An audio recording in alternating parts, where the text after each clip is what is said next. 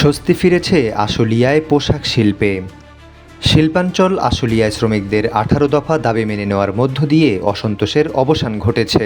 এখানকার অধিকাংশ পোশাক কারখানায় শ্রমিকরা আজ কাজে যোগ দিয়েছেন, তবে 14টি পোশাক কারখানা বন্ধ ও একটি পোশাক কারখানায় কর্মবিরতি চলছে। বুধবার সকালে আশুলিয়ার পল্লী বিদ্যুৎ, বাইপাইল, জামগড়া, নরসিংহপুর, নিশ্চিন্তপুর, জিরাবো, ঘোষবাগ এলাকা ঘুরে পোশাক কারখানাগুলোতে কাজে যোগ দিতে দেখা গেছে পোশাক শ্রমিকদের। শিল্প পুলিশ জানায়, গতকালকে শ্রমিকদের 18 দফা দাবি মেনে নিয়েছে বিজেএমইএ। সকাল থেকেই পোশাক শ্রমিকরা কাজে যোগ দিয়েছেন।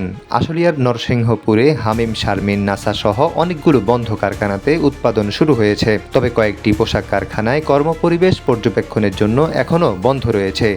এছাড়া নিটওয়্যার নামে একটি পোশাক কারখানায় শ্রমিকরা কাজে যোগ দিলেও পরে দাবি নিয়ে কর্মবিরতি পালন করে। আমিন মুন্সি, ডেইলি আওয়ার বাংলাদেশ।